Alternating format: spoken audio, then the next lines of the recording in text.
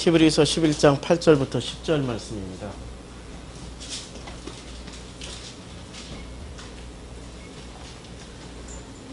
히브리서 11장 8절부터 10절 말씀. 우리 다 함께 앞에 있으니까 같이 봉독하겠습니다. 시작.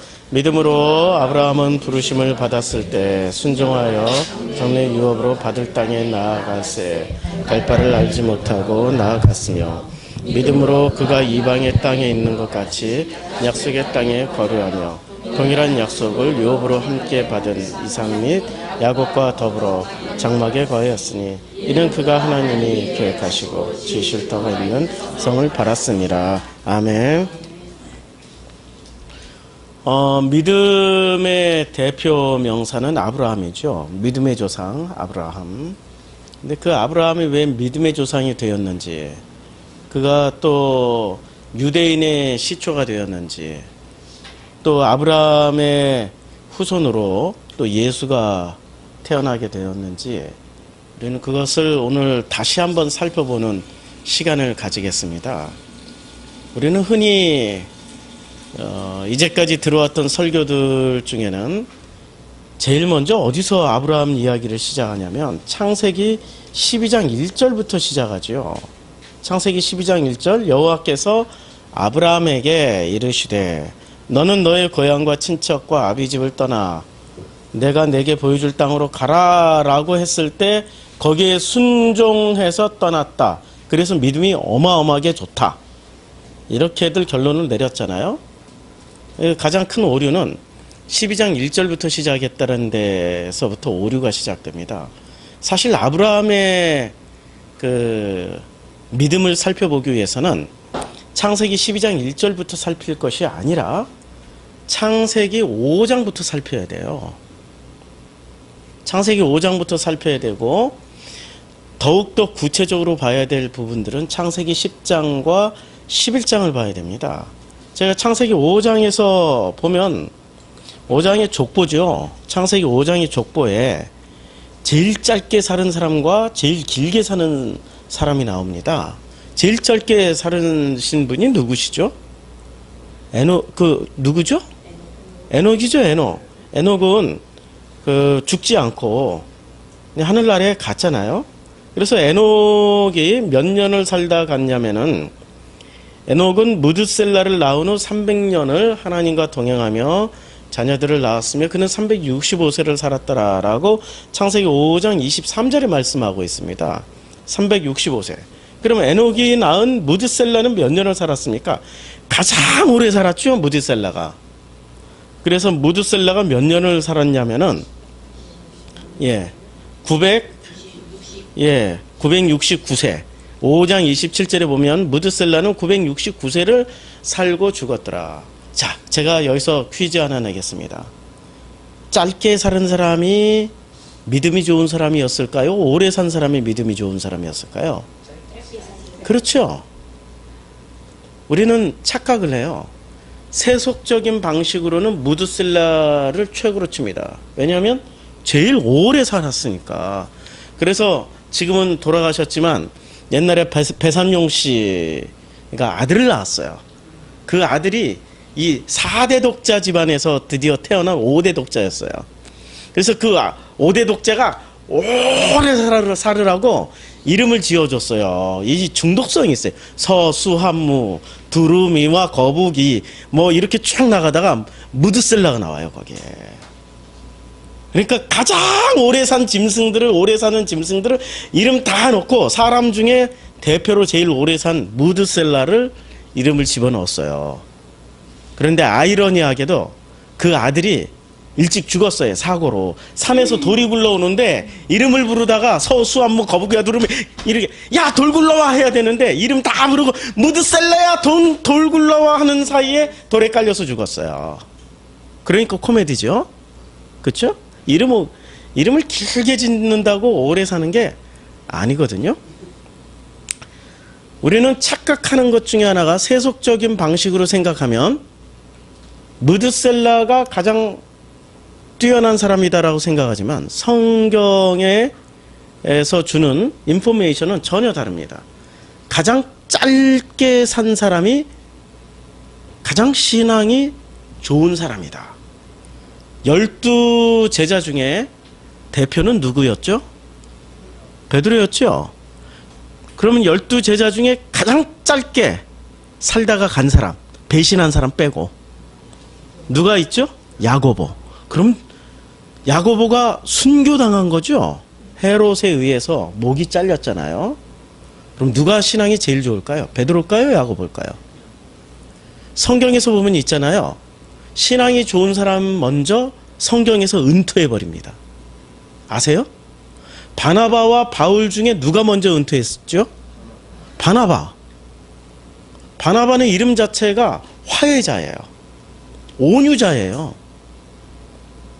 화해시키고 온유하게 만드는 그런 놀라운 역할을 했던 사람, 바나바.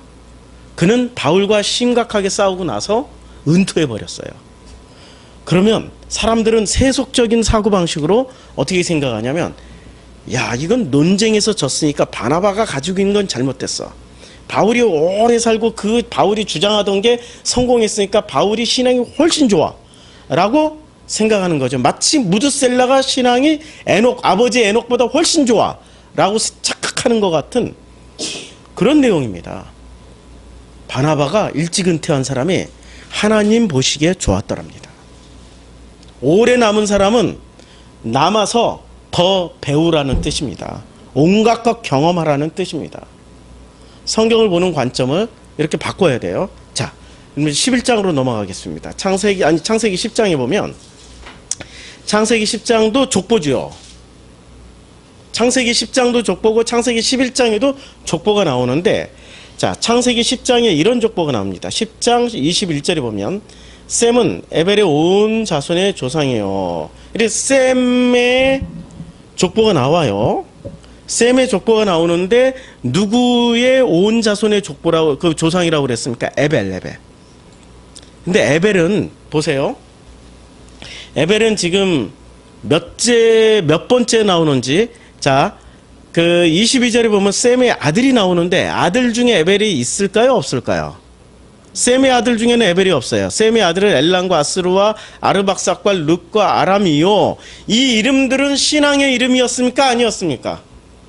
아니, 역사에서 보면은 아스루, 아람, 엘람, 신앙과 상관이 있는 족속이에요? 아니었죠. 그러니까 정통성을 어디서 이어야 돼요? 없어요. 지금 정통성을 이어갈 아들이 없는 거예요. 잘 보시고 넘어가셔야 돼요.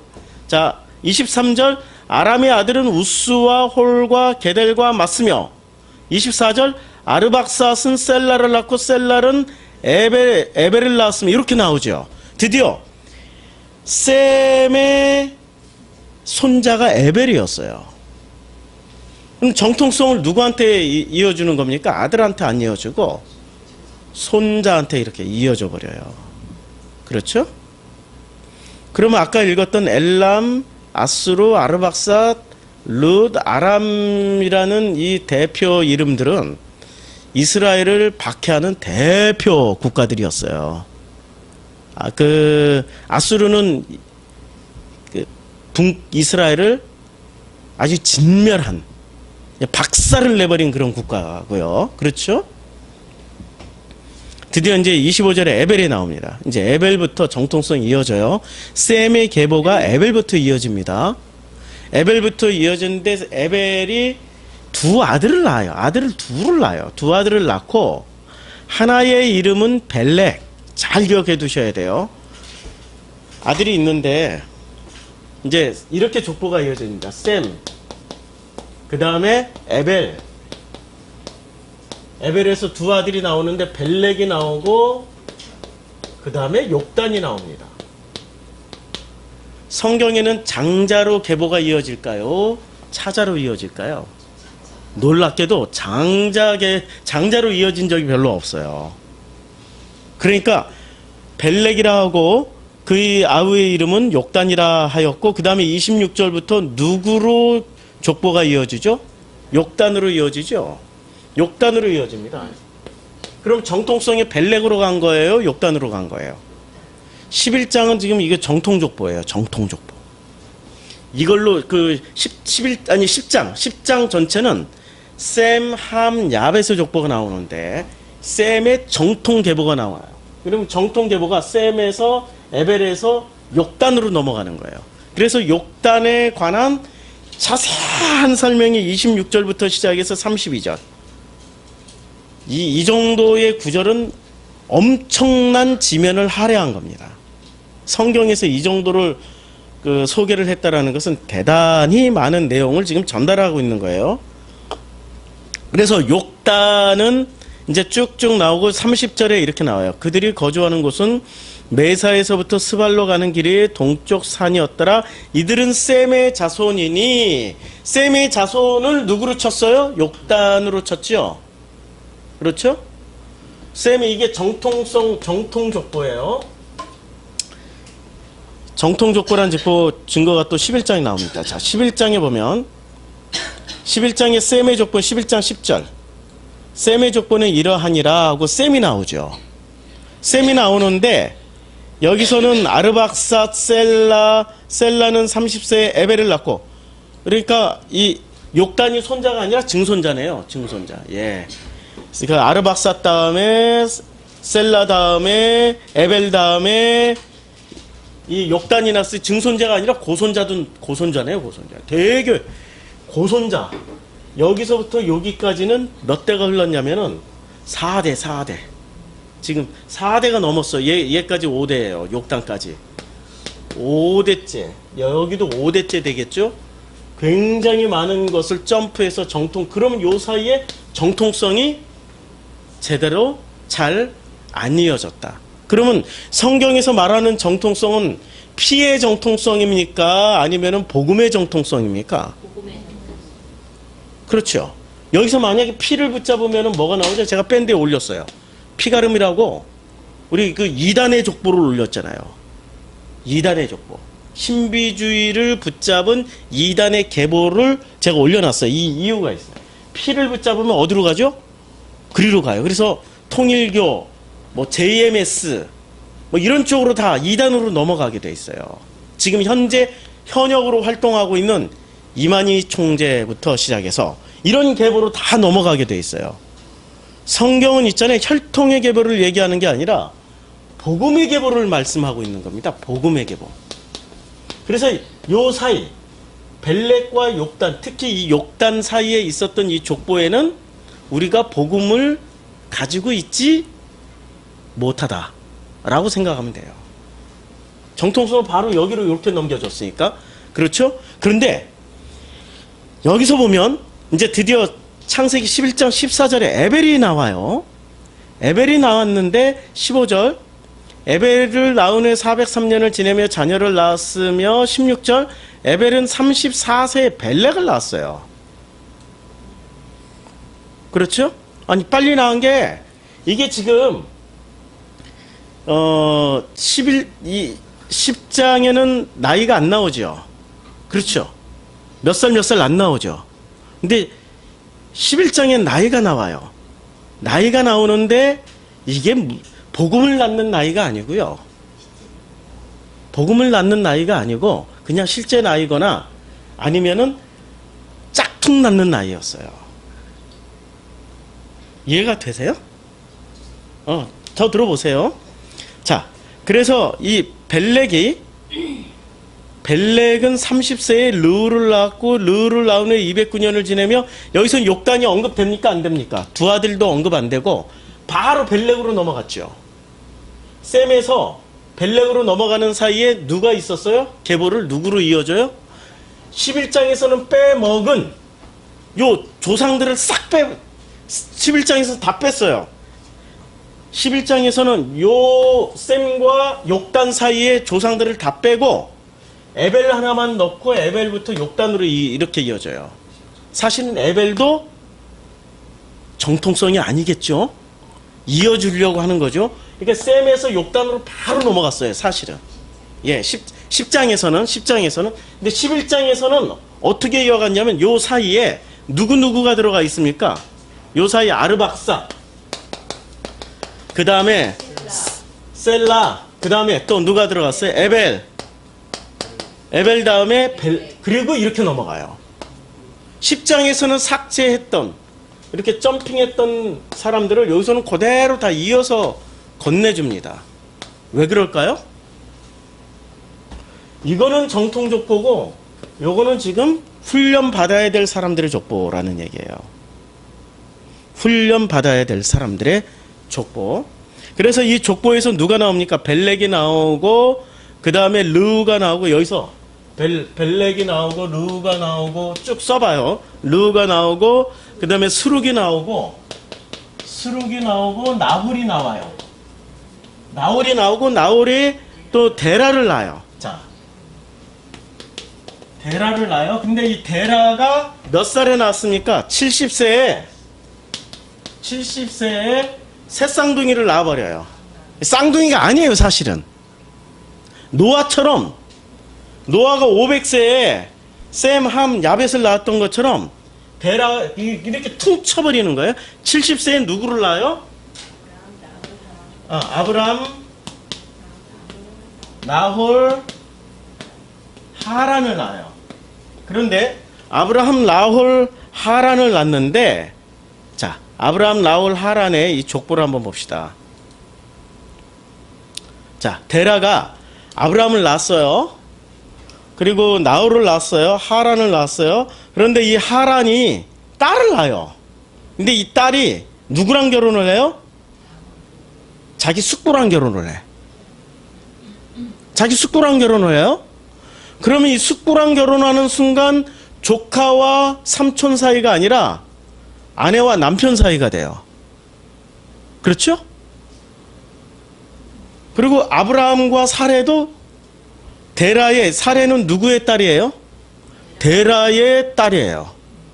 데라의 배다른 엄마. 데라의 다른 아내에게서 난 딸이에요. 창세기 24장에 나와요. 그러면 이 족보가 그러면 사람들은 이렇게 설명을 해. 고대 사회에는 근친상간이 있었고 그걸 결혼제도로 승인했다고. 말이 됩니까? 근친상간은 왜 그만 줄 아세요? 근친상간을 하게 되면 안 좋은 유전자가 퍼져서 멸족하게 돼요. 멸망하게 되기 때문에 절대 인류는 근친상간을 안 합니다. 안 하게 돼 있어요. 그런 법도 없어요. 사실은 인류가 근친상간을 하게끔 만든 법 자체가 허용해준 법이 없어요. 있다면 매우 이상한 비정상적인 사회였어요.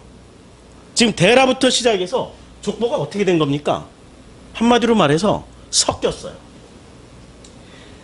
삼촌이 남편이 되고 거기서 난 자식이 또 삼촌하고 결혼하고 지금 되게 이상한 아버지의 딸이 그 둘이 남매란 말이에요. 남매가 결혼을 해버렸어요. 이게 너무 이상한 족보죠 지금. 이게 아브라함 데라의 가계도란 말입니다. 자, 그래서 데라는 26절 70세에 아브라함과 나홀과 하란을 낳았더라. 데라의 족보는 이러하니라. 데라는 아브라함과 나홀과 하란을 낳고 하란은 롯을 낳았으며 하란은 그 아비 데라보다 먼저 고향인 갈대아와 우르에서 죽었더라. 아브라함과 나홀이 장가를 들었으니 아브라함의 이름은 사레이며 나홀의 아내 이름은 밀간이 하란의 딸이요 하란은 밀가의 아버지며 또 이스가의 아버지더라. 지금 29절만 들어오면 머리가 아프죠. 헷갈리죠. 그래서 아까 제가 도표로 보여드린 거예요. 이 도표로 지금 보시면 나홀과 밀가가 결혼을 해요. 그리고 이 밀가는 하란이 낳은 딸이에요. 하란이 낳은 아들 롯이 있어요. 근데 아브라함이 이 롯을 자기 아들처럼 챙겨요. 이게 지금 아브라함의 가계도입니다. 자, 31절 보면은 데라가 그 아들 아브라함과 하란의 아들인 그의 손자 롯과 그의 며느리 아브라함의 아내 사라를 데리고 갈대아의 우르를 떠나 가나안 땅으로 가고자 하더니, 그러니까 갈대와 우르를 떠날 때 이게 하나님의 음성을 듣고 떠난 장면입니까? 음성 없이 떠난 장면입니까? 그렇죠. 그냥 떠난 거예요. 음성 없이 떠난 거예요. 그런데 기독교인 지금 교회에서 설교는 12장 1절부터 시작해버리잖아요. 아브라함의 이야기를. 아니에요. 지금 이거는 아브라함 12장 1절을 말하기 전에 5장과 10장과 11장의 족보를 통해서 충분히 전 이해를 하지 않으면은 아브라함 자체가 왜곡될 수밖에 없어요. 자, 이 정도면 이제 감이 잡히죠. 여호수아 24장에 이런 말씀이 있습니다. 여호수아 24장 2절에 여호수아가 모든 백성에게 말을 해요. 이스라엘의 하나님 여호와께서 이같이 말씀을 하셨다. 누구 말씀이에요? 이거는 하나님 말씀이에요. 옛적의 너희 조상들, 곧 아브라함의 아버지, 나홀의 아버지. 지금 아브라함과 나홀이 같이 나와요. 그런데 여기서 하라는 언급이 안 돼요. 나중에. 옛적의 너희 조상들, 곧 아브라함의 아버지, 나홀의 아버지인 그 데라가 강 저쪽에서 거주하여 다른 신들을 섬겼으나, 그러면 데라는 하나님에 의해서 어떻게 평가를 받은 사람입니까? 이 데라는 하나님을 숭배한 사람이 아니라 우상 숭배자예요. 그럼 우상 숭배의 결과물이 있어야 될 거 아니에요. 우상 숭배의 결과물이 뭐죠? 나누냐, 근친상간이에요 지금. 이것을 가지고 기독교인들이 아브라함을 12장 1절부터 시작해놓고 나니까 믿음의 조상이라고 먼저 전제를 탁 해버리고 나니까 근친상간을 비판을 못하는 거예요. 그냥 유야무야 덮고 넘어가는 거죠. 유야무야 덮고 넘어가는 거예요. 근친상간은 뭔가 잘못돼도 몹시 잘못된 거예요. 엄청 말하자면 멍멍족보가 된 거예요. 멍멍족보. 우리 신우회 회장님이 저 양평에서 사시는데 진돗개 2마리를 키워요. 예, 진돗개 2마리를 진돗개를 처음 1마리만 암컷만 키웠어. 근데 다른 진돗개를 이렇게 교접을 해서 아들을 낳았어. 근데 어느 순간 보니까 그 아들 이렇게 해서 또 자손이 계속 불어나. 지금 그런 족보란 말이에요. 지금 이게 멍멍족보란 말이에요. 그러면 이게 여기다 정통성을 부여하면 안 되는데 정통성을 부여해버렸어요. 왜? 12장 1절을 근거로 해서. 아니라니까. 이미 하란을 이미 갈대 우르를 떠나버렸어요. 떠나버렸고 상황은 이미 떠났고 떠난 상태에서 왜 떠났는지는 몰라. 왜 떠났는지 그것을 이제 밝혀야 돼요. 이 데라의 족보는 한마디로 말해서 멍멍족보다. 그러면 이 벨렉의 족보는 정통족보입니까? 욕단의 족보는 그런 거 없다니까요? 그럼 누가 에벨의 2 아들 중에 벨렉과 욕단 중에 누가 정통이었어요? 당연히 욕단이, 이 증거까지 있잖아요. 욕단이 정통이니까 욕단은 어떻게 돼요? 창세기 10장 이후로 사라져버려요. 그러면 정통 아닌 것들이 꼭 남아가지고 뭐를 해야 돼요? 이 땅에서 광야 40년을 돌듯이 광야 생활을 충분히 다 해야 되는 거예요. 그럼 우리가 이 땅에서 살아가고 있는 우리는 정통일까요? 짝퉁일까요? 정통으로 태어났지만 짝퉁에게 미혹당해가지고 살아가는 우리들이라는 것을 아셔야 돼요. 우리가 지금 벨렉 족보에서 나온 사람들이란 말이에요. 아브라함을 조상으로 섬기고 있다면. 그렇죠? 자, 여기서 보면 이제 창세기 다시 11장으로 다시 넘어갑니다. 창세기 11장으로 다시 넘어가면은 창세기 11장에 드디어 이 창세기 11장부터 나오는 이 모든 족보는 무언가를 설명하기 위한 비정통 족보를 꺼내놓은 거예요. 그럼 여기서 나이가 나오죠. 나이가 나오는데, 자, 데라가 몇 살에 죽습니까? 데라는 나이가 205세가 되어 하란에서 죽었더라. 205세. 그러면 200살을 살던 시절이었어요. 200살을 살던 시절에 족보예요. 그리고 아브라함도 거의 오래 살았어요. 우리 지금 현재 인류처럼 100살 전으로 사는 게 아니라 이 사람도 거의 200살 가까이 176세인가 그렇게 살았죠. 그러면 우리가 성경에 보면 요만큼 사는 사람이 있어요. 요만큼. 누가 이만큼 살았죠? 200세 가까이. 욥기가, 잠깐만요, 안경을 제가 바꿔. 지금 이 안경만 껴도 안 보여요. 욥기를 찾으려고 그러는데 여시잠전 여기 있다.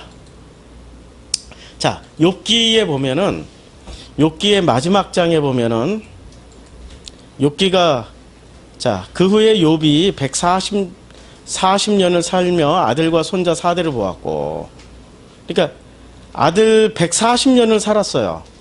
그리고 140살한 얘기가 아니에요. 예, 그 후에 140년을 살았으니까 나이가 얼추 200살이 넘어요. 그쵸? 욥의 나이가 얼추 200살이 넘는데, 자, 보세요. 그러면은 욥이 지금 어느 시대 사람입니까? 예, 아브라함 시대 사람이에요. 거의 데라, 아브라함, 나홀 이런 시대의 사람이 욥이었어요. 그러면 욥이 의인이었고 하나님의 연단과 훈련을 다 거쳤어요. 그러면은 예수의 족보를 누구로 이어가야 돼? 우리 상식으로 생각하면, 자, 보세요. 예수의 족보를 누구로 이어가야 돼요? 예수의 정통성을? 우리는 복음으로 이어가야 된다고 생각을 한단 말이에요. 복음으로.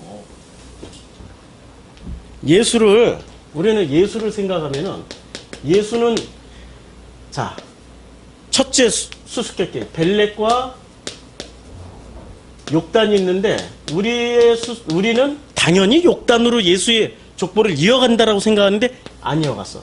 벨렉으로 이어갔어요. 근데 요 시대에, 요 벨렉, 욕단 요 시대에, 아브라함까지 있던 요 시대에, 또 한 명의 숨은 신앙인이 있었어요. 욥. 그러면 이렇게 이어가는 게 맞죠? 철저하게 욥기 1장부터 40장까지 훈련을 어마어마하게 거쳐서 이 사람은 드디어 하나님을 알았어. 복음이 뭔지를 알았어. 그럼 욥으로 이어서 예수까지 태어나야 이게 정통족보라고 생각할 수 있겠죠? 근데 예수는 어디서 태어났어요? 욕단도 아니요, 욥도 아니요. 누구로 이어졌어요? 벨렉. 벨렉의 후손으로 예수가 온 거예요. 우리가 지금 누구의 후손이라고 얘기를 할 수 있죠? 이것을 예수가 아브라함 논쟁에서, 조상 논쟁에서 이렇게 얘기를 했어요. 요한복음 8장 9장에 나오는데요. 이렇게 이제 이런 얘기를 해요. 그때 이제 예수가 이렇게 유대인들하고 논쟁을 해요. 논쟁을 하는데, 자, 예수께서 8장 23절에 예수께서 이르시되 너희는 아래에서 났고 나는 위에서 났으며 너희는 이 세상에 속하였고 나는 이 세상에 속하지 아니하였느니라. 이 말을 알아들을 사람이 몇 명이나 되겠습니까? 거의 없어요. 거의 없어. 그러다 보니 이제 이 사람들이 서로 논쟁을 해요. 논쟁을 하다 보니까 이 8장 27절에 그들은 예수께서 아버지를 가리켜 말씀하신 줄을 깨닫지 못하더라. 이걸 아버지를 말씀하신 내용인데 이걸 깨닫지를 못해요. 그러니까 이 사람들이 또 논쟁을 계속 얘기를 해요. 계속 막 주고받고 그 사이에 치열한 논쟁이 있겠죠. 그때 예수가 이렇게 얘기를 해요. 진리를 알지니 진리가 너희를 자유케 하리라. 그럼 이 진리는 예수를 알게 되면, 여기서 뭐를 얻는다고 그래요? 자유. 예수가 진리잖아요. 예수가 진리니까 자유케 된다고 그랬어요. 그러면 진리를 가르쳐 줘야 되잖아요. 진리 중에 하나가 우리는 이렇게 생각해. 예수 이름이 진리야. 예수 이름만 부르면 구원받아. 예수 이름만 부르면 할렐루야 아멘 구원받는 교리로 이렇게 확 붙잡고 있잖아요. 근데 예수의 진리는 뭐였죠? 예수는 욕단이나 욥이라는 이런 신앙인의 족보에서 태어난 분이 아니시고, 예수는 벨렉이라는 이 우상숭배, 데라라는 우상숭배 하는 사람의 족보로 이어져서 태어난 사람이라는 게 진리잖아요, 지금. 이걸 알게 되는 순간부터 자유가 시작된다. 이해가 잘 안 가죠? 그렇죠? 이거를 이렇게 생각하시면 되죠. 여러분들의 정체성이 뭐죠? 우리는 처음부터 태어나는 순간부터 우리는 생명을 가지고 태어난 게 아니라 뭐부터 써먹게 돼 있는 존재입니까? 선악, 지식. 선악, 지식부터 먹고 태어났어요.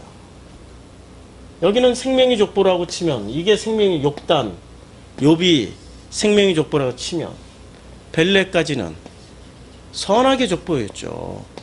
데라까지도 선악의 족보였죠. 아브람까지도 선악의 족보였죠. 그렇죠? 우리는 선악과를 먹고 태어난 사람들이에요. 그걸로 이어져 내려온 사람들이란 말입니다. 그렇게 이어져 내려온 우리를 정확하게 인식하는 것부터 자유가 시작되는 거예요. 무엇으로부터? 선악 판단으로부터. 이 세상에 우리의 자유를 얽어매는 모든 것들은 생명의 자유를 얽어맵니까? 아니죠. 무엇이 우리의 자유를 제한하죠? 선악 판단. 선악을 가진 사람은 어느 자리에 서게 되냐면, 선악을 가진 사람은 하나님 자리에 서게 돼 있어요. 하나님 자리는 어떤 자리죠? 하나님 자리는 생명을 주는 자리이기도 하지만, 하나님 자리는 둘이에요. 생명을 주시는 자리이기도 하지만 또 하나는 판단하시는, 심판하시는 분이세요. 심판하시는 자리이기도 해요. 그러면 하나님의 자리 중에 생명을 취한 사람들은 욥단, 욥이 이렇게 생명을 취한 라인으로 갔다면은, 이 심판에 취하는 자리는 벨렉으로부터 시작해서 셈의 계보 중에 벨렉으로부터 시작해서 데라, 아브람, 이런 사람들은 뭐를 취했어요? 심판자의 자리에 취했어요. 그렇죠? 자, 더 내려가 볼게요. 그래서 예수가 뭐라고 얘기를 하시냐면 8장 42절에 보면 예수께서 이르시되 하나님이 너희 아버지였으면 너희가 나를 사랑하였으리니 이는 내가 하나님으로부터 나와서 왔음이라. 나는 스스로 온 것이 아니요 아버지께서 나를 보내신 것이니라. 그러면 예수는 이렇게 태어났는데 이게 누가 보내셨다라는 얘기예요? 선악의 족보도 누가 보내신 거예요? 그러니까 하나님이 자녀죠. 하나님이 우리를 보내놓고 어떻게 하셨어요? 하나님이 우리를 심판하셨나요? 안 하시고 생명으로 그냥 덮어주시려고 보내셨어요. 그런데 심판은 누가 하죠? 우리가. 지금 이 성경에 보면은 유대인들이, 바리새인들이 누구를 심판하고 있었어요? 거꾸로 예수를 심판하고 있었어요. 이 예수가 누구예요? 하나님이라니까? 하나님을 심판하는 자들이에요, 이들이. 그러니까 예수가 이렇게 얘기를 해요. 43절, 너무 답답하니까. 어찌하여 내 말을 깨닫지 못하느냐? 어찌하여? 이 정도까지 얘기했으면은 예수님도 속이 뒤집어지는 거죠. 어찌하여 내 말을 깨닫지 못하느냐? 이는 내 말을 들을 줄을 알지 못함이로라. 예수님이 말을 해도 무슨 뜻이 모르는 거야. 지금 이렇게 설교를 해도 종교화된 기독교에서는 알지를 못하는 거예요. 무슨 내용 얘기하는 거지? 아니 뭐 믿음 좋은 것들이 왜 벌써 은퇴를 하고 믿음 안 좋은 것들이 왜 오래 살아야 돼? 이게 뭔 얘기야? 이 땅에 소망을 두고 있고 이 땅에서 장수하면서 이 땅에서 충분한 복을 받고 살아가는 게 최고의 가치를 가진 사람들이기 때문에 절대 못 깨닫죠. 땅에 소망을 두고 있는데 나는 이 땅에서 속한 사람이 아니고 하늘에 속한 자라고. 지금 예수가 얘기를 했단 말이에요. 가치관이 이 땅에 있지 않기 때문에 내가 너희들에게 말을 해도 너희들이 못 알아듣는구나. 지금 이게 8장 논쟁이에요. 지금 8장 논쟁. 그래서 44절 예수가 이렇게 말씀하세요. 너희는 너희 아비 마귀에게서 났으니, 마귀에서 났다고 그랬어요. 마귀에서 났다고. 보세요. 이게 지금 유대인의 족보예요. 이게 유대인의 족보는 어디서부터 시작됩니까? 아브라함부터 시작해서 이사, 야곱의 12아들부터 이게 바로 이스라엘이 되죠. 이스라엘이 되죠. 그럼 이스라엘의 족보는 누구부터 시작됐어요? 아브라함부터 시작됐죠. 그럼 이 아브라함의 족보는 어디서 왔어요? 데라는 벨레. 정통 족보가 아니라니까요. 그러니까 예수가 당당하게 얘기할 수 있는 거예요. 너희 아비가 뭐예요? 조상. 너희 조상은 마귀야. 왜 마귀라고 그랬을까요? 선악을 품고 사는 거예요. 스스로가 하나님 자리에 서서 예수까지도 판단하는, 하나님도 심판해버리는 심판자의 자리에 선 거예요. 무엇을 보고? 선악의 어떤 결론을 보고. 너 인간이 어떻게 이랬다, 돈을 많이 가졌다, 뭐 꿈쳤다, 뭐 했다, 이런 게 다 심판 재료가 되는 거예요. 그런데 이런 얘기가 들려오더라도 덮는 사람들이 있어요. 덮는 사람들은 어떤 사람들이에요? 그 사람들은 진짜 복음의 족보. 이게 선악을 가지고 끝까지 주장해서 끝까지 그걸 규명하겠다고 끝까지 주장하는 사람들은 살은 사람일까요? 죽은 사람일까요? 살아있는 거죠. 그런데 그것을 듣고도 맞대응하지 않고 가만히 있는 사람은 살은 사람일까요? 죽은 사람일까요? 은퇴한 사람들이야. 죽은 사람들 다 은퇴했잖아요. 목소리가 선악을 주장하는 사람들만 남아있다니까. 그 목소리만. 역사는 그것만 기록을 해요. 죽은 사람들의 스토리는 기록을 안 해요. 그들이 뭘 주장했는지 기록을 안 해. 산 사람들의 역사니까. 이 세상의 역사는 세상 역사잖아요. 하늘에 속해 있는 그런 역사가 아니고 세상 역사이기 때문에, 세상 역사는 한마디로 말해서 무엇만 기록합니까? 산 사람들, 승자들, 선악을 가지고 심판을 휘두르는 그 사람들의 역사예요. 그것만 기록되겠죠. 지금 요한복음 8장의 내용은 이것을 지금 이야기하고 있는 거예요. 자, 여기서 너희는 너희 아비 마귀에게서 났으니. 와, 이거는 지금 대단한 얘기입니다. 대단한 얘기. 욕단과 욥을 이분들은 연단을 거쳤어요. 얼마나 심한 연단을 거쳤습니까? 그렇죠? 욕단은 어떤 연유에서 그 하나님이 인정하는 복음을 물려받은 자라고 성경에는 자세히 설명하지는 않지만, 그러나 욥은 자세히 설명하고 있잖아요. 욥의 과정을 거쳤으리라 짐작을 할 수 있는 거죠. 요 시대는 그렇게 짐작을 할 수 있어요. 자, 8장 44절 또 너희 아비의 욕심대로 너희도 행하고자 하느냐. 욕심이 뭡니까? 우리는 욕심하면은 물질 욕심, 무슨 권력 욕심, 명예 욕심 이런 것만 생각하는데, 욕심은 딱 하나예요. 자기가 하나님처럼 져서 하나님 자리에 서서 하나님처럼 심판하는 게, 이게 욕심입니다. 하나님과 같은 권력을 가지는 게 인간의 목적이에요. 증거물 대고 볼까요? 창세기 3장에 이렇게 됐죠. 선악과를 뭐라고 얘기를 했어요? 이거 먹으면 하나님처럼 돼. 하나님처럼 돼. 선악과 먹은 사람들이기 때문에 하나님처럼 되려고 하는 게, 그게 욕심이었어요. 심판하잖아요. 예수도 심판해서 결국엔 예수를 어떻게 했어요? 십자가에 못 박아 죽이는 그런 일을 저질러 버리는 거죠. 누가? 인간이 누구를? 하나님을 어디에? 십자가에 못 박아 죽이는 거죠. 그렇죠? 자, 그런데 그는 뭐라고 얘기를 합니까?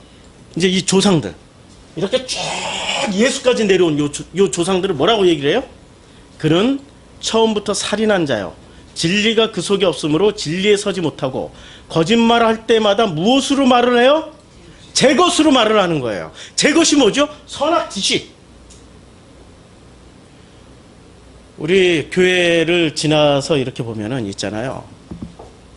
복음을 들으러 오신 분들인데 막상 교회를 떠날 때는 복음이라는 이 생명이라는 이 복음으로 생각을 안 하시고 뭐로 판단하고 떠나세요? 전부 선악 지식으로. 그게 자기 것이니까. 자기 것이니까 자기 것을 가지고 그것으로 말하고 그걸로 심판해버리고 탁 떠나. 그래서 제가 이렇게 건너오게 되는 거예요. 그분들도 다 쓰임받은 거고 저도 그분들을 통해서 저 자신을 많이 반성하고 되돌아보면서 여기까지 복음을 말할 수 있게 되는 거죠. 이게 하나님의 섬기심이에요. 그러면 내 속에는 뭐가 들어가 있는 거죠? 나도 선악지식 먹은 사람이라니까요. 나도 심판자의 자리도 설 수 있고 생명의 자리에 설 수 있는데 심판자의 자리를 어떻게 해요? 수시로 포기하게 돼요. 이게 나의 죽음이야. 이게 십자가에서의 죽음이라니까요. 그리고 생명으로만 덮게 되는 자리에 서게 돼요. 이게 아버지의 마음이고 이게 아버지의 사랑이라는 거예요. 클리어하죠? 명확하죠 지금. 자, 그래서 이 심판을 휘두르는 사람을 뭐라고 그러냐면 처음부터 살인한 자요. 진리가 그 속에 아예 없어. 진리가 없으므로 진리에 서지 못하고, 그래서 진리에 서지 못하는 거야. 진리에 서지 못하고 거짓을 말할 때마다 자기 것으로 말하게 돼요. 자기 것 선악 지식으로, 모든 판단 기준을 선악 지식으로 하게 되고, 그래서 그런 사람들은 그가 거짓말장이요 거짓이 아비가 되었다. 거짓의 아비예요. 똑같아. 이 계보하고 똑같다는 얘기야. 예수까지. 그래서 예수는 어떻게 해야 돼요? 확실히 죽어야 되는 것을 보여주기 위해서 십자가에서 또 못 박힘을 당해서 죽는 거고, 그래서 노뱀이 되어서 장대에 매달려서 돌아가셔야 되는 거고.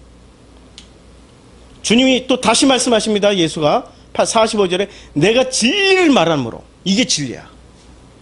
이 아이러니가 도대체 이게 지금 우리가 알고 있는 모든 상식과 우리가 알고 있는 모든 이론이 박살나는 자리가 그걸 진리라고 말하고 있는 거예요. 우리가 알고 있는 것들이 다 뒤집어지고 있는 게 그게 진리예요. 아무것도 안 뒤집어지면은 씨를 뿌릴 수 있나요? 밭이 뒤집어져야 씨를 뿌릴 수 있는 거 아니에요. 지금 예수님 말씀하신 게 이거예요. 내가 진리를 말한다라는 건, 진리를 받는 자는 땅이, 나라는 땅이 뒤집어져서 이제는 씨를 뿌려도 씨가 이렇게 탁 심기울 수 있는 그런 상태가 되는 것. 그게 옥토밭이라는 거예요. 근데 내가 진리를 말함으로 너희가 뭐를, 거짓을 말하면 어떻게 돼요? 믿죠. 근데 진리를 말하니까 안 믿어. 너희가 나를 믿지 않느냐 아닌도다. 왜 안 믿어요? 진리를 말하기 때문에. 그러면 선악을 가지고 얘기하면 어떻게 돼요? 선악 지식을 가지고 얘기하면 자기네들 속에 있는 거기 때문에 믿어. 이 문장 굉장히 중요한 문장. 진리를 가지고 말을 했더니 믿어요. 진리를 가지고 했더니 안 믿어요. 믿는 사람들은 왜? 이 진리가 내 속에 있으니까, 진리가 자기 안에 내부에 있으니까 이걸 믿어요. 근데 이걸 안 믿는 사람은 진리가 없으니까, 진리가 없고 뭐만 있어요? 선악 지식만 있는 거예요. 선악 지식만 있기 때문에 안 믿어요. 심플해. 선악 지식 있는 사람은 어디로 가요? 반드시 심판하시는 하나님의 자리로 가요. 심판자의 자리로 가게 돼 있어요. 진리에 서 있는 사람은 자기가 죽임 당하는 한이 있더라도 그냥 덮어서 덮임 당해 그냥. 끝. 그리고 역사에서 사라져. 자, 46절. 너희 중에 누가 나를 죄로 책잡겠느냐? 내가 진리를 말하는데도 어찌하여 나를 믿지 아니하느냐? 이렇게 이제 말씀을 하고 있는데, 자, 47절 다시 또 반복해줘요. 하나님께 속한 자는 하나님의 말씀을 듣나니. 지금 하나님에 속해 있어요? 안 속해 있어요? 유대인들이. 안 속해 있다는 얘기예요. 어떤 사람이 하나님에 속해 있어요? 사랑에 덮이는 사람. 근데 자기가 지식을 가지고 판단하는 사람들은 하나님에 속해 있지 않다는 얘기예요. 그렇죠? 너희가 듣지 아니하면 하나님께 속하지 아니하였음이라. 47절. 이렇게. 자, 이제 40장 논쟁이 이렇게 되면은, 자, 여기까지 보면은 이제 아브라함 이야기가 대충 이제 정리가 되죠. 지금 이 40장은, 요한복음 8장의 논쟁은 족보 논쟁이었어요. 이제 봤더니. 족보 논쟁이었고, 이 족보는 결국엔 진리 논쟁이었어요. 근데 이 진리는 어떤 걸 진리라고 이야기를 해줍니까? 진리가 안에 있는 사람은 심판 안 해. 생명으로 덮어. 근데 진리가 없는 사람은 선악 지식을 진리로 취했기 때문에 자기가 심판하시는 하나님 자리를, 하나님을 대신해서, 자기가 하나님을 대신해서 자기가 심판하고 있어요. 그럼 하나님이 보시기에 이 사람들, 선악 지식을 가지고 있는 사람들은 지금 하나님 뭐라고 판단하실까요? 요것들이 나를 대신해서 권력을 휘두르고 있네? 그럼 요것들이 뭐죠? 다른 신이 되는 거죠. 십계명의 첫 번째, 너희는 다른 신을 두지 마라, 우상을 두지 마라, 이름을 망령되 일체. 요 1, 2, 3계명을 다 어겨버린 사람들이 되는 거예요. 1, 2, 3계명을 못 지키니까 이것들이 뭐라고 그래요? 유대인들이 1, 2, 3계명을 언급 안 하고 4계명, 안식일법을 목숨 걸고 지키려고 그래요. 안식일을 지켜야 된다고. 안식일법을 어겼기 때문에 예수도 죽여야 된다고. 이렇게 지금 안식일법을 최고의 법으로 이 4계명을 최고의 계명으로 세워버려요. 이게 유대인들의 정치예요. 그러니까 이들이 자기들이 심판자의 자리에 앉기 위해서 1, 2, 3계명을 무시해버렸다니까? 그 수많은 율법을 만들어내는 가운데도 안식일법부터 시작해버렸어요. 이해가 되지요? 자, 그러면 요나 선지자를 봅시다. 요나 선지자는 하나님이 말씀하실 때 하나님의 명령을 안 들었죠. 들었다 안 들었다가 중요한 게 아니라 요나 속에 뭐가 들어가 있었습니까? 이미 니느웨를 향한 요나의 마음은 심판이 들어가 있었어요. 하나님도 심판 안 하시려고 지금 요나를 보냈는데 요나가 먼저 심판해버렸죠. 그렇죠? 이거 그러면 어떤 공식에 들어가요? 진리가 있어서 덮임의 공식입니까? 아니면은 선악 지식을 가지고 심판하는 자의 공식이었습니까? 요나 자체가 심판자의 모습이었어요. 하나님을 대신해서. 그러니까 요나를 보면은 이제는 하나님하고 맞짱 떠요. 요나의 모습을 잘 보세요. 그게 지금 누구 모습을 보여주려고 그래요? 멀리는 유대인의 모습이고 가깝게는 내 모습이에요. 선악 지식을 가지고 있는 내 모습을 보여주려고 요나를 보여주는 거예요. 그럼 요나가 어떻게 해서 변화가 됐어요? 아니, 어떻게 해서 변화의 시작이 됐어요? 물고기 뱃속에 사흘 밤낮을 들어갔다 나와서 십자가에서 죽음이잖아요. 그게 변화의 시작이에요. 그게 변화의 시작이고 그 다음부터 순종을 안 하던 인간이 순종을 하기 시작해요. 근데 하나님을 섬길 때 순종하려고 이제 섬김 막 첫걸음 뛰면은 축복을 보여주셨잖아. 그래서 보여주셨잖아. 그늘 만들어주셨잖아. 그늘 밑에서 아무 짓 안 하고 또 누워서 잠만 자고 있으니까 어떻게 했어요? 벌레가 와서 밤새 갉아먹어가지고 그늘 없애버렸잖아. 또 불평하잖아. 그게 지금 우리들의 광야 모습이잖아요. 그쵸? 성경은 이렇게 유기적으로 다 연결되어 있는데, 자, 여기까지 아브라함의 배경. 그럼 아브라함이라는 사람은 바뀌어야 되는 거죠. 그렇죠. 요나가 물고기 뱃속에 들어갔다 3박 4일 나왔다 들어갔던 것처럼 바뀌어야 되는 거죠. 그러면 아브라함이 바뀌는 과정을 통해서 바꿔주셨죠. 뭐로 바꿔주셨어요? 넌 바뀌었다. 아브라함.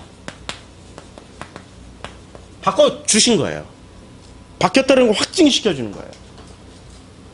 그러면 아브라함으로 있을 때와 아브라함으로 있을 때는 어떻게 해요? 아브라함으로 있을 때는 자기 속에 뭐가 가득해요? 선악 지식으로 인한 하나님처럼 되려고, 하나님처럼 하나님 자리에 서서 뭐를 하고 있었어요? 심판자의 자리에 섰는데 아브라함이 되고 나서부터는 심판의 자리를 내려놨어요. 내려놨더니 어떻게 돼요? 아들 바쳐라. 예. 어느 것도 판단 안 해요. 아들 바쳐라. 예. 어느 것도 판단 안 한다니까? 근데 그 이전에는 아브라함 시절에는 어떻게 됐어요? 자기가 살려고 애굽으로 가서 뭐 내 누이니다 뭐 이러고 거짓말은 안 했어요. 사실 자기 누이잖아. 이복 동생이잖아요. 거짓말은 안 했지만 뭐를 했어요? 자기가 상황 판단 다 해버렸다니까. 자기가 이미 판단 다 하고 자기가 자기 살 길을 다 준비를 해놔버렸어요. 뭔가가 대단히 자기 중심의 뭔가가 대단한 지식이 지금 돌아가고 있는 거예요. 요게 내려져야 돼요. 요게 내려져야 되는 거죠. 자, 여기서 보면 이제 이게 창세기 11장까지 아브라함에 대한 데이터예요. 창세기 12장 1절. 여호와께서 아브라함에게 이르시되 너는 너의 고향과 친척과 아버지의 집을 떠나 내가 내게 보여줄 땅으로 가라. 이 구절이 있기 전에 우리는 배경을 충분히 들었더니 이 구절이 느닷없이 뜬금없이 나온 구절이 아니라는 걸 알겠죠. 그러면 아브라함이 떠날 때는 이미 그 속에 뭐가 있었어요? 이건 아닌데, 이거는 아닌데, 이거는 복음이 아닌데, 이거 복음이 아니고 내가 뭔가 속고 있는 것 같은데, 이건 아닌데. 이게 언제부터 시작된 겁니까? 데라 때부터 움직이기 데라부터 떠나려고 그랬어요. 데라부터 떠나려고 그랬고, 아브라함이 드디어 떠났어요. 형제 셋 중에 누구만 떠난 거예요? 아브라함만 떠났어요. 70세에 난 아들 중에. 새쌍둥이 아니라고 그랬죠? 이건 복음의 족보. 여기는 짝퉁의 족보야. 근데 짝퉁의 족보에서도 아브라함처럼 생각하는 사람이 나오는 거야. 이건 아닌 것 같은데? 데라처럼 생각하는 사람. 이건 아닌 것 같은데? 우상 숭배하던 사람이었는데 이건 아닌 것 같은데? 뭔가 떠나야 될 것 같아. 여기는 아니야. 이곳은 아니야. 왜 이곳은 아니냐면 잘 보세요. 이게 우리가 비옥한 초승달 지역이라는 게 여기가 사우디아라비아, 여기가 이집트, 아프리카, 여기가 이스라엘에 있는 데고 여기가 유럽이죠. 유럽. 요렇게 초승달 모양으로 되어 있는 것을 비옥한 초승달 지역이라고 그래요. 왜? 여기에 유프라테스, 티그리스 강이 흘러요. 그래서 여기는 물이 항상 있기 때문에 여기는 기후가 이 사우디아라비아가 여기는 사막이란 말이에요. 근데 여기에 물만 흐르면은 여기 세계 최고의 농사 지역이 될 수 있어요. 농경 지역이 될 수 있어요. 물이 없어서 지금 기후는 세계 최고예요. 여기 뭐를 심어도 햇빛이 좋고 물만 있으면 햇빛이 좋고 바람이 좋아가지고 뭐를 심어도 세계 최고의 과일이 나오고 세계 최고의 채소, 곡물이 나올 수 있는 지역이에요. 요 지역이. 근데 여기에 유프라테스 강, 티그리스 강이 있어가지고 요 지역이 세계 최고의, 이때 당시에 세계 최고의 곡창지대였어요. 여기를 이렇게 따라가면 절대 안 굶어 죽어. 근데 여기를 벗어나가지고 광야로 들어가는 순간부터는 어떻게 됩니까? 굶어 죽어요. 먹을 게 없으니까. 물도 없고. 그래서 사람들이 여행을 하려면 요 초승달 모양을 따라서 여행을 해야 돼요. 여기에 사람들이 살고 있고 여기 사람들이 안 살았어요. 물이 없으니까. 이게 이제 비옥한 초승달 지역이에요. 이 비옥한 초승달 지역을 이제 크게 확대하면 이렇게 돼요. 유프라테스 강이 이렇게 흐르고 있고 티그리스 강이 이렇게 흐르고 있어요. 그래서 요게 요렇게 요단강까지 요게 비옥한 초승달 지역이에요. 그러면 갈대와 우르는 어디에 있었을까요? 갈대와 우르는 여기에 있었어요. 자, 여기 수메르 문명이에요. 여기에. 그러니까 요 지역이 어디쯤 되죠? 지금 여기에 나와 있는 요 지역이 이렇게 티그리스가 요쯤 해당되는 거예요. 이란과 이라크 국경에 다 포함해서 지금 현재는 요걸 다 포함해서 여기가 수메르 문명이고 수메르 문명 안에 갈대인들의 우르가 있었어요. 자, 여기는 우르크, 수메르 문명 안에 우르크라고 되어 있죠. 우르크. 그러면 이 수메르 문명은 누구에 의해서 망하게 됐을까요? 아카드가 쳐들어와서 박살내버렸어요. 그러면 우리는 고정관념이 있어. 아카드 문명이 뛰어날까요? 수메르 문명이 뛰어날까요? 수메르를 정복한 아카드 문명이 뛰어날까요? 정복당한 수메르 문명이 뛰어날까요? 그래, 사실은 수메르. 역사에서 있잖아요. 고구려가 중국보다 뛰어났어요. 근데 단 한 방의 실수로 인해서 홀라당 망해버렸어요. 수메르가 아카드나 주변국에 게임이 안 될 정도로 가장 강력한 그 문화, 정치, 경제, 군사력을 가지고 있었어요. 단 한 방의 허점으로 망해버린 거예요. 만약에 수메르가 지지리 궁상으로 못 살고 문명이 엉터리라면 쳐들어갈 필요가 없죠. 뺏어 먹을 게 없는데. 아니, 뺏어 먹으려고 쳐들어가는 거 아니에요. 뺏어 먹으려고. 그쵸? 약탈해 가려고, 훔쳐 먹으려고 쳐들어가는 거잖아요. 그게 전쟁의 기본 법칙 아니에요. 아카드는 지지리궁상으로 못 살았어요. 못 살으니까 어떻게 해야 돼요? 뺏어 먹기 위해서 힘을 기른 거예요. 군사력만 키운 거야, 군사력. 먹고 살기 위해서. 여기는 풍성하니까, 풍성하고 모든 문화 문명이 잘 되니까 여기는 군사력 중심으로 하나를 키운 게 아니야. 여기는 사회복지 시스템도 만들어야지, 의료 시스템도 만들어야지, 사람들의 민원이 나오는 걸 다 처리해 줘야 되지, 뭐 여기서 이거 처리해 줬더니 저기선 저 목소리 나오지. 이러니까 군사력을 키울 힘을 가지고 뭐를 해야 돼요? 통치하는 데 에너지를 쓰다 보니까 군사력만 키운 아카드한테 당한 거예요. 자, 수메르 안에 우르크가 갈대 우르예요. 이 우르예요. 이 간대인들이 다스리는 우르. 이 우르에서 드디어 벗어나가지고 어떻게 간 거예요? 아까 여기서부터 비옥한 여기서부터 시작해가지고 아브라함의 경로가 이렇게 따라서 어마어마하게 걸은 거예요. 자, 여기에 이제 고센 지역이 여기 있었어요. 여기 아프리카 고센 지역이 있는데 이들이 와서 이렇게 들어가는데 몇 년 걸렸어? 40년 걸렸죠? 40년 걸렸어요. 요 광야에서 40년을 뺑뺑뺑뺑 도는 거예요. 돌다가 이렇게 들어갔어요. 어떤 학자는 사우디아라비아 반도로 이렇게 돌았다라고 얘기를 해요. 어떤 사람들은. 그게 중요한 게 아니라 광야라는 데서 뺑뺑 돌았어. 40년. 근데 여기서 여기 가는데 몇 년 걸렸어요? 얼마 안 걸렸어요. 아니, 여기서 여기 가는데 40년 걸렸는데 여기서 여기 지금 가나안 땅 들어왔는데 몇 년 안 걸렸다니까요? 아니, 몇 년이 뭐야? 몇 달 안 걸렸다니까? 그러면 이때 당시에 도로가 얼마나 잘 발달되어 있는지 아시겠죠? 요쪽으로는. 요쪽으로는 도로, 우리는 그런 거 충분히 유추해낼 수 있단 말이에요. 자, 그러면 다시 지도를 보면은 이 수메르는 어떤 사람들이 세운 국가입니까? 셈족을 수메르. 우리 발음 공부를 좀 해야 되겠다.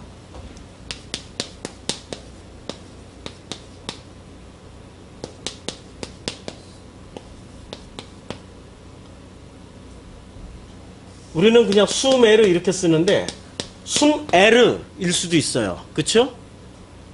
세메르 이렇게 할 수도 있고. 이게 그래서 이 셈의 고가 수메르예요. 학자들 얘기예요. 언어 학자들의 얘기. 그럼 셈족이 세운 도시예요. 자, 그럼 요 지도를 다시 보면 아라라산이 어디 있었을까요? 터키. 여기가 터키예요. 아라라산. 여기 터키에 여기 아라라산 여기 있어요. 동쪽 지역에. 제가 이 지역을 다녀봐서 이제 감이 잡히는 거예요. 자, 아라라산에서 사람들이 내려와서 최초로 강 하구의 문명이 발달되게 돼 있어요. 하구의 모든 기름진 땅이 삼각주가 되잖아요. 우리나라의 땅콩은 제일 기름진 땅에서 나오는 거죠. 땅콩을 제일 많이 만들어내는 데가 어디에 생산하는 데가? 예, 땅콩을 제일 많이 생산해내는 데가 낙동강 하구. 무슨 동네죠 거기가? 낙동강 요새 비행장 들어섰던데. 예? 그래 낙동강 하구에서 땅콩이 제일 많이 나요. 그러면 가야 문명이 어디서 발달했을까요? 거기서 다 시작되는 거야. 거기서부터 문명이 시작. 비옥한 땅에서 물이 있고 땅이 기름진 데서.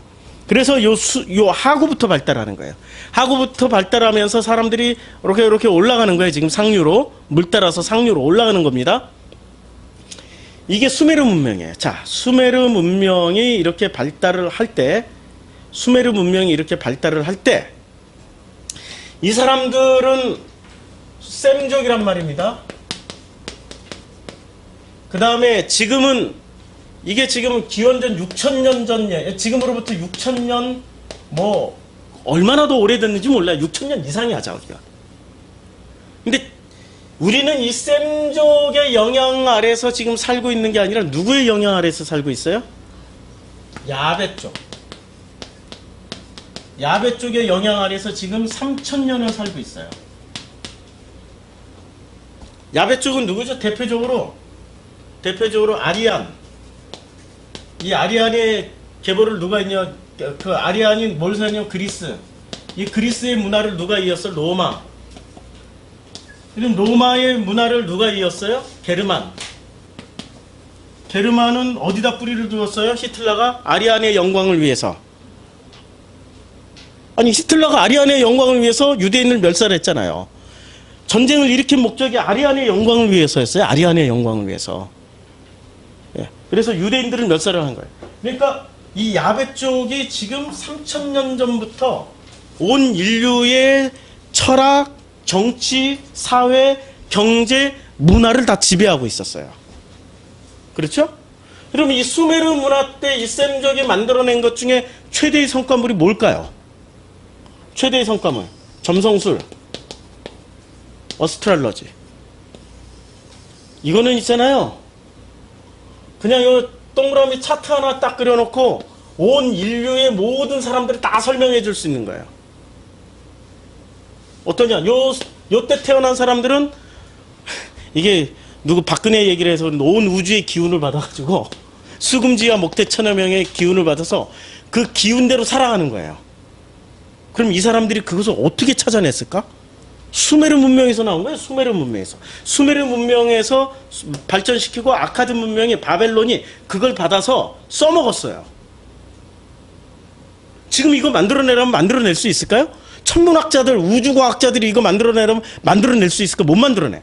이 야벳 쪽 머리는 죽었다 깨나도 못 만들어내.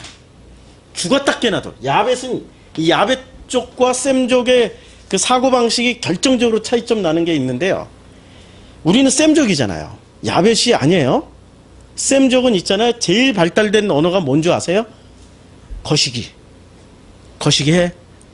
자, 거시기 하니까 거시기 해서 거시기 해보라. 이러면 끝나. 야벳 쪽이 그걸 들으면 절대로 이해를 못해. 거시기가 뭐야? 거시기가? 거시기에 대한 연구만 한 몇 년을 해야 돼. 그게 어디서 나와요? 황산벌. 영화 황산벌에서 나오잖아요. 황산벌에서 이 신라군이 백제군에게 침투해가지고 이제 정보를 캐내려고 그러는데 이 정보를 이렇게 계속 듣는데 대화를 들어보니까 전부 다 거시기 하니까 거시기에서 거시기 해보라. 그래 거시기. 그래 거시기 해보라. 거시기 해보라. 그래가지고 이 염탐꾼이 신라군에 가서 보고를 하잖아요. 차트 딱 놓고 오늘의 길 거시기에서 거시기 해보라. 거시기에서 거시기. 그렇게 김유신이 뭐라고 그래요? 거시기가 뭐야? 거시기를 얘기를 해보라니까. 그러니까 머시기가 거시기고 거시기가 머시기고 그럼 머시기는 또 뒤집어지는 거죠. 우리 셈족은 왜 거시기가 가능하냐면 거시기 머시기가 왜 가능하냐면 우리는 마음이 통하면 있잖아요. 이미 마음이 통하면 설명이 필요 없어. 거시기야 머시기야 끝났어? 끝났어. 다 끝나. 마음이 통하니까 뭐 많은 말이 필요 없어요. 거시기 해? 오늘 거시기 해. 겁나 거시기 해버려. 끝났어. 듣죠? 왜? 전제가 뭐냐면 마음이 통하니까. 근데 야베 쪽은 마음이 안 통하니까 거시기를 연구를 하려면은 어마어마한 연구를 해도 답을 못 찾아요. 자, 문명이 어디서 시작됐냐면은 지금 아브라함 얘기하는 거예요. 아브라함 얘기. 아브라함, 왜 이 얘기를 해야 되냐면 아브라함의 뇌 구조를 알아야 될 거 아니에요. 아브라함의 사고 구조를 알아야 될 거 아니에요. 아브라함의 뇌 구조, 사고 구조도 모른 채 무조건 순종해서 말씀만 듣고 떠났다. 아따 진짜 겁나 거시기 해버려요. 그러면 절대로 이해를 못해요. 그치요? 아브라함의 뇌 구조를, 아브라함의 생각 구조를 알아야 우리가 그 아브라함이 들었던 창세기 12장 1절의 말씀에 대한 이해도를 우리가 가질 수 있을 거 아니에요? 그렇죠? 그래서 셈족 문화는 한마디로 말하면 마음이 통하면 돼요. 마음이 통하면 말은 어떻게 돼요? 말은 별로 필요 없다. 이게 셈족 문화예요. 그럼 야베 쪽 문화는 어떻게 돼요? 셈족 문법이 발달 안 됐어요. 여기 수메르, 우리나라 말이 수메르어라는 거 아세요? 우리나라 말이 문법이 수메르어예요. 안 놀라시네? 우리가 지금 셈족의 정통 계보를 이어가지고 수메르어를 쓰고 있는 족속이에요. 외모도 우리가 지금 수메르인들이 이렇게 생겼어요. 코도 이렇게 생겼어요. 이게 어디서 나와요? 이스타성의 석상, 이스타섬의 석상. 이렇게 생겼어요. 요런 사람들 어디 가면 제일 많이 볼 수 있어요? 남미에 가면은 가 쓰고 뭐 우리나라 사람 똑같이 생긴 사람들 돌아다녀요. 우리도 원래 콧대가 높였는데 우리는 피가 많이 섞이다 보니까 이렇게 생긴 사람, 요렇게 생긴 사람, 별의별 긴지 다 나오지만, 아니 우리는 지금 통일신라 시대부터 시작해서 통일신라 고려시대 피가 다 섞여가지고 별의별 게 다 나오지만, 원래 멀리 떠난 사람들이 정통성을 지키기 위해서 피가 안 섞인 거예요. 그래서 멀리 떠난 남미에 가서 보면 우리 수메르, 우리 얼굴을 찾을 수 있어요. 수메르, 우리말하고 비슷하다니까요. 아재 막 이러고, 아빠. 아니 남미에 가서 깜짝 놀란 게, 남미는 스페인어를 쓴단 말이에요. 스페인어에서 아버지는 뭐라고 불러요? 빠드레 이렇게 불러요. 근데 이게 이 정통 스페인어를 배운 사람들은 아버지를 빠드라 이렇게 불러요. 근데 남미에 가서 제가 깜짝 놀란 게, 페루 가서 뭐 아르헨티나 가가지고 저 이런 나라들, 에콰도르, 아빠를 아빠 이렇게 불러. 아빠 이렇게 부른다니까. 깜짝 놀. 그러니까 물론 빠에 이제 강세를 두니까 앞에 이걸 거의 악센트를 빠 이렇게 부르죠. 자세히 들으니까 요거 작게 하고 아빠 이렇게 불러요. 신기하죠. 근데 이런 거 하면 꼭 요런 걸 붙잡고 지식으로 흘러가는 사람들이 있어. 이거 말고 지금 복음을 얘기하는 과정이에요. 요런 데는 삼천포로 삼천포 맞아. 땅콩 많이 나오는데 삼천포.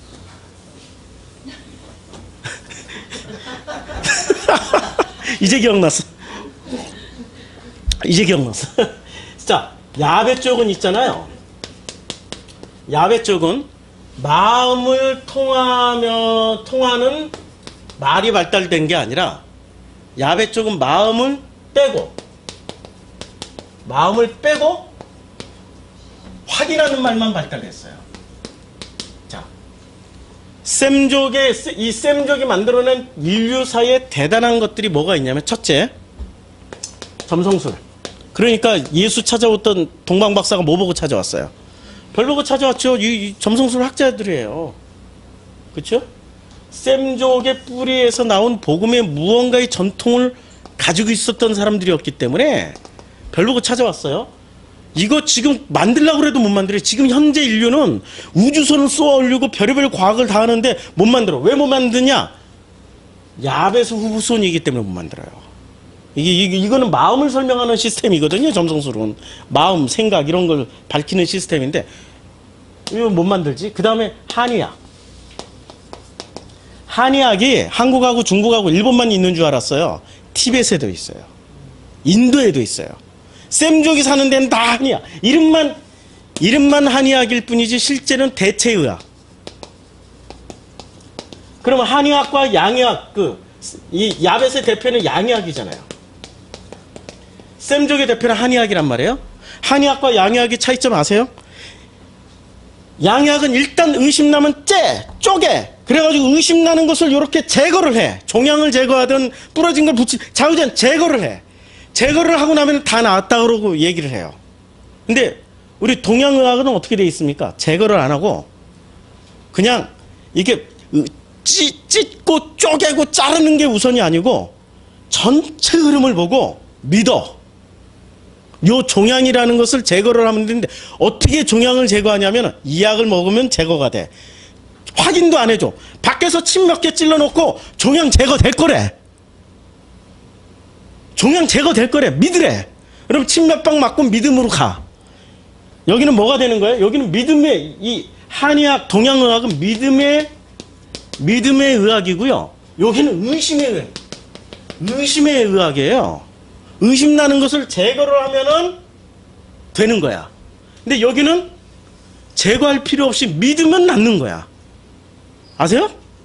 믿어야 되는 거예요. 근데 어느 순간 보니까 이게 다 녹아서 나갔더라. 종양이 녹아서 나갔더라. 이게 믿음의 의학이에요. 셈족과 이 야베 쪽은 뇌 구조가 달라요. 뇌 구조가 다르다 보니까 이 야베 쪽이, 그러면 이 아브라함이 아브라함이 어느 지역 출신이에요? 셈족 출신입니까? 야벳 지역 출신입니까? 셈족 출신이죠. 그러면 이제 이 아브라함의 후손들이 드디어 광야까지 나가서 광야에서 뭐를 써요? 성경을 봤죠. 성경은 그러면은 셈족의 언어로 셈족의 마인드로 쓰여진 책이죠. 근데 이 야벳 쪽이 2000년 동안 이걸 가져가다가 누가 가져가다 해석한 거예요? 셈족이 해석한 겁니까? 아니면 야벳이 해석한 겁니까? 야벳이 갖다가 뭐로 어떻게 해석했어요? 마음을 빼고 확인하는 것만, 의심 나는 것만 제거, 찍고 쪼개고 분석하는 것만 했어요. 그쵸? 그러니까 예수를 알까 모를까? 예수 모르지. 이게 지금 셈족 언어로 쓰여진 건데, 셈족 마인드로 쓰여진 건데, 이 광야에서 받은 이 성경이 그들이 셈족이었고, 그쵸? 그래서 이제 드디어 이 2000년 예수 사후부터 지금까지 2000년 동안 지금 과학 문명이 엄청 발달했죠. 엄청 발달했는데 한계에 부닥쳤죠. 지금 제가 컴퓨터를 있잖아요. 여러분들 컴퓨터 비밀 아세요? 컴퓨터 비밀? 옛날에 한참 나올 때 286 컴퓨터에서 386 컴퓨터에서 486 컴퓨터에서 586 컴퓨터까지 나왔으면은 뭐까지 나와야 돼요? 686이 나와야 되고 786이 나와야 되고 886이 나와야 된단 말이에요. 근데 여기서 스톱해버렸어. 586에서. 왜 그런지 아세요? 아니 586 펜티엄급, 펜티엄 2, 펜티엄 3, 펜티엄 4 이렇게 나오지 686, 786, 886, 986 이렇게 안 나온단 말이에요. 왜 그럴까요? 여기에 오류가 있어서 그래요. 오류가. 586까지 딱 되니까 컴퓨터에 이 그레이드를 업그레이드 시키지 못할, 여기서 더 이상 발전을 못하는 거예요. 이 오류가 발견돼가지고 더 이상 686, 786으로 발전을 못하고 586에서 딱 멈춰서 펜티엄 몇 급, 펜티엄 몇 급 여기서만 이렇게 바꾸는 거예요. 이게 서구 문명이에요. 이것을 뛰어넘으려고 엄청 노력을 해도 못 뛰어넘어. 그래가지고 새롭게 나오는 학문이 뭔지 아세요? 새롭게 나오는 융합. 융합이 뭡니까? 하나로 오자는 거야. 이제는 분석하고 쪼개고 나누자고 그랬는데 그러지 말고 융합. 하나로 보자. 안철수 씨가 서울대학교에서 무슨 대학원 원장이었어요? 융합과학기술대학원 원장이었어요. 융합. 융합을 본인도 못하지 지금. 융합을 하려면은 제일 필요한 게 뭐예요? 융합의 가장 기본 전제는 있잖아요. 데이터를 섞는 게 아니라니까. 마음이에요, 마음. 이제 서구 과학의 2000년의 역사, 서구 철학의 2000년의 역사, 아니 3000년의 역사, 서구 신학의 그 한계가 이제는 어디로 돌아서냐면 융합으로, 그 융합의 근본은 마음이에요. 다시 어디로 돌아가요? 셈족의 문화로 돌아오기 시작했어요. 그러니 자연스럽게 지금 중국이 크는 거죠. 지금 이렇게 전체 거대한 흐름을 보면은 이 시점에 이제 뭐가 도래할 거라는 기대치가 있죠? 드디어 복음이, 야벳 쪽이 이렇게 엉터리로 만들어 놓은 이 엉터리 복음이 이제는 어떻게 돼요? 엉터리 복음이 드디어 셈족의 언어로, 셈족의 마음으로 거시기를 하는 이 셈족의 마음으로 드디어 다시 해석될 것이다. 그렇죠? 이런 관점에서 하나님이 누구를 선택했어요? 아브라함을 선택했어요. 뭘 설명해 주려고? 복음을 설명해 주려고. 아브라함 배경 설명하다가 여기까지 왔네요. 오늘은 그냥 여기까지 하고 다음 주에 아브라함 2를 하겠습니다. 오늘은 아브라함이에요. 설교 제목이. 다음 주에는 아브라함이 되겠죠. 아브라함이 되겠죠.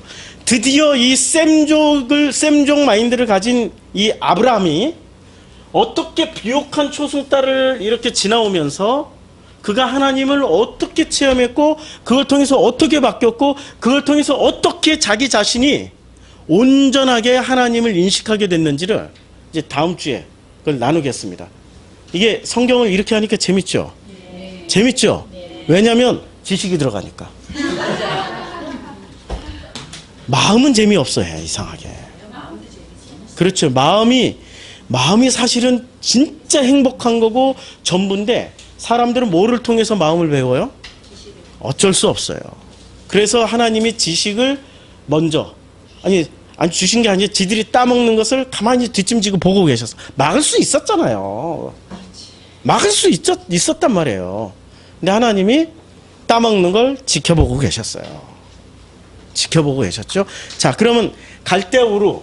그런데 이제 한 가지 마지막. 그러면 이 마음이 타락하면 어떻게 돼요? 확인하고 쪼개고 나누는 문화보다 마음이 먼저 타락해버리면 어느 게 더 많이 타락하겠습니까?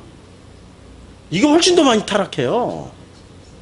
확인하는 문화는 제도 시스템을 먼저 만들기 때문에 더 이상 타락 못할 기준선을 만들었고, 타락하면 잡아 죽이거나 감옥에 가거나 아니면 뭐 이렇게 내려누르거나 하는 시스템이 되어 있는데, 마음은 기준이 없잖아요. 그렇죠? 타락하면 여기 훨씬 더 타락하겠죠. 그러면 아브라함이 살아가던 그 셈족은 타락했을까 안 했을까요? 어떻게 알죠? 족보에서 셈 이후로부터 역당까지 나오기까지는 족보가 안 나온다니까? 엄청 타락했다는 얘기예요. 지금 엄청 이 마음 상태가 다 타락해버렸어요. 이제 성경이 이해가 되죠? 엄청 타락했기 때문에 여기서 어떻게 나와야 되는 거죠. 나와야 되는 거죠. 나와야 될 필요성을 누구부터 느꼈어요? 아니죠. 아버지 데라부터. 데라부터 떠나려고 그랬는데, 데라는 비옥한 초승달 지역을 벗어나기도 전에 여기서 돌아가셨고, 아브라함이 드디어 여기서 벗어나기 시작하는 거예요. 왜? 마음이 안 되니까. 마음이 너무너무 여기서 살아봐야 마음의 위로, 마음에 어떤 소통이 없으니까 떠나버린 거예요. 그래서 다음 주에 아브라함의 이야기를 더 하겠습니다. 기도하겠습니다. 아버지 하나님, 성경을 우리에게 주신 그 목적은 마음으로 보라고 주셨는데, 우리는 알게 모르게 우리가 배웠던 학문의 방식으로 분석하고 쪼개고 나누는 걸로 우리의 지식을 쌓으려고 했습니다. 그 지식을 쌓으면 쌓을수록 우리는 하나님도 심판하는 심판 자리에 앉게 되고, 심판자의 자리에 앉게 되는 순간부터 우리는 10계명의 1, 2, 3계명을 다 어겨버리는 그런 일을 저지르게 되어 있습니다. 예수가 그걸 말씀하셨고, 예수께서 유대인들에게 피를 토하면서 말씀하셨습니다. 이제 그걸 알게 해주셔서 감사드립니다. 이제 마음으로 통하는, 그래서 그 마음으로 성경을 읽을 수 있는 저희들 되게 축복하여 주시옵소서. 예수님의 이름으로 기도드렸습니다. 아멘.